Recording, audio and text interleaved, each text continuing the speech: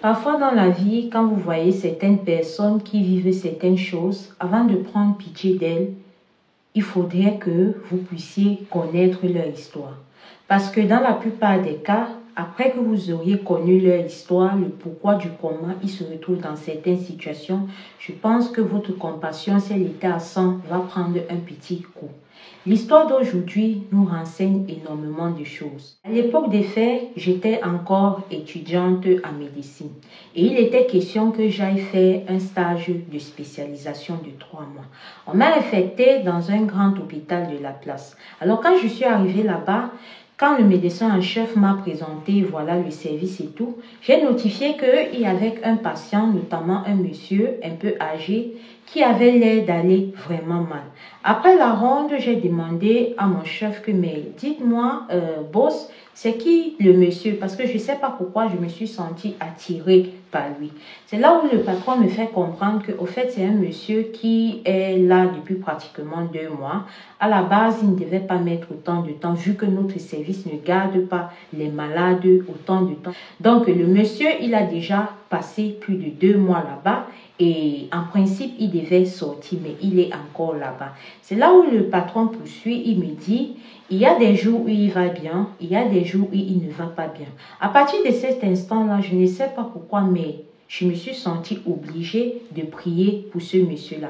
Alors, quand j'ai pris mon service, la première nuit de ma ronde, j'ai fait ma prière comme d'habitude parce que je suis une d'abord qui est très croyante. Moi, je ne joue pas avec ma prière. Alors, quand je fais ma prière, j'ai mis le monsieur dans ma prière et la nuit est passée. Alors, les jours suivants, j'ai continué à faire ma garde de nuit. Sauf que j'ai notifié que pendant les nuits, il y avait comme des graissements au niveau des portes. Genre, il y avait des gens qui faisaient des va-et-vient à une certaine heure au milieu de la nuit.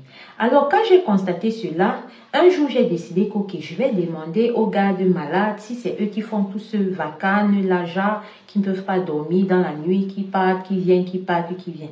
C'est comme ça que j'ai demandé aux gardes malades. Les gardes malades m'ont dit non, ce n'est pas nous, nous on ne sort pas. D'autant plus que la morgue est juste à côté, là, ça n'encourage même pas.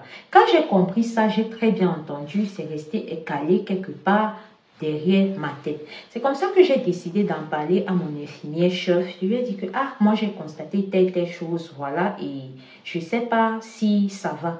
La dame m'a dit que, sache que nous qui effectuons une garde de nuit, il y a tellement de choses qu'on voit, mais si tu pries ton Dieu, ça va. Comme à mon habitude, quand la nuit vient, on arrange les patients et tout, et on part pour s'installer en attendant si dans la nuit, il y aura des interventions à faire. Et avant cela, moi je prie toujours avant de fermer le.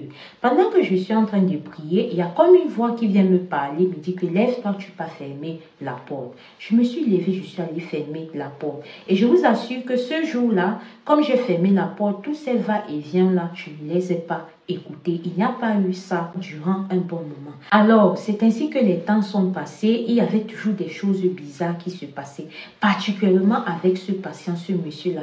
Étant assez proche des gardes malades, voilà, et ayant eu le temps déjà de pouvoir un peu échanger avec la famille du monsieur, c'est comme ça qu'un jour, quand ses enfants sont venus, j'ai pris l'initiative de comprendre un peu ce qui arrive à leur père.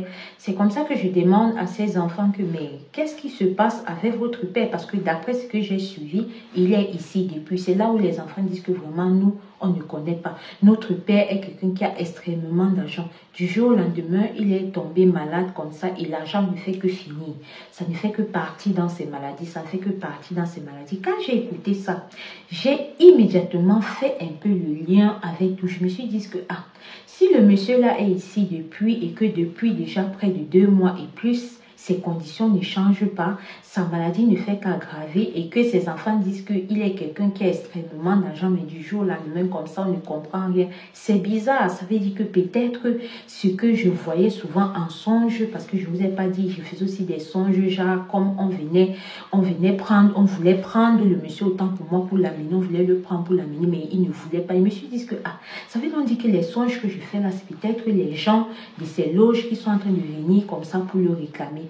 Un matin, je suis arrivée, j'ai constaté que le patient n'était plus là et j'ai demandé à mon chef. Mon chef m'a fait comprendre que voilà, ça faisait déjà plus de 3 mois qu'il était là et puis il ne faudrait pas qu'il décède dans notre service parce que voilà, si un jour il décède, comment est-ce qu'on va justifier ça et tout et tout. Ah, moi aussi en tant que stagiaire, ça ne m'arrangeait pas aussi. Il ne faudrait pas que je mette dans mon rapport de stage que pendant que j'étais en stage, il y a un de nos patients qui a RUP. Donc voilà comment on m'a expliqué et je vous assure, après cela, j'ai continué à faire mon stage et j'ai quitté la place. Donc, au jour d'aujourd'hui, vu qu'on avait signé la sortie du monsieur, je ne sais pas s'il a eu, je ne connais pas la suite de ce qui s'est passé avec le monsieur là. Mais ce que je tenais à faire passer avec mon histoire, c'est que vraiment, si vous êtes des personnes qui ont l'habitude de prier, priez. Et quand vous priez, s'il y a une petite voix qui vous passe par la tête, écoutez-la. Je pense que ce jour-là, cette voix-là qui m'a demandé de fermer la porte, non seulement c'était pour protéger ce monsieur-là, mais c'était aussi sans doute pour nous protéger, nous. C'est vrai que je ne suis pas allée chercher un genre dans un système, mais il y a une petite voix qui me dit ça en moi. Et je vous le dis, en vérité, mon intuition ne me ment jamais.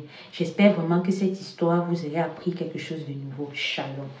Alors la famille, ça c'est l'histoire de la sœur, vous avez écouté son introduction, j'ai dû me l'approprier, histoire de la rendre un peu fluide. Ici nous parlons des histoires vraies et mystiques. Si toi aussi tu as une histoire, je t'invite à nous écrire et quand tu vas entrer dans mon inbox, on va se mettre d'accord sur comment est-ce qu'on va présenter ton histoire. Ici nous parlons aussi des trucs comme africains, tu peux voir ça sur notre playlist qui est dédié à cette dernière. Alors, pour ceux qui ont étudié ma perte de poids, j'ai fait un direct récemment par rapport, vous n'avez qu'à regarder la section direct, c'est là-bas, vous écoutez. Si vous avez ample questions que vous aimeriez connaître, laissez-les moi en commentaire et je vais vous répondre. Et si au besoin, s'il y a vraiment besoin, on pourra encore refaire un autre direct. Alors, il y a peu, je me suis lancée sur Facebook. Je vous invite, s'il vous plaît, mes personnes, à aller m'encourager aussi là-bas, à vous abonner, à regarder mes vidéos de temps en temps parce que ça va beaucoup m'aider. Restez prudents, priez sans cesse parce que le dehors est miné. Ici, Alicia Lutti, je vous dis un bonjour, un bonsoir en fonction de votre fuseau horaire et on se dit à très bientôt pour une prochaine vidéo. Merci, au revoir. Bye bye.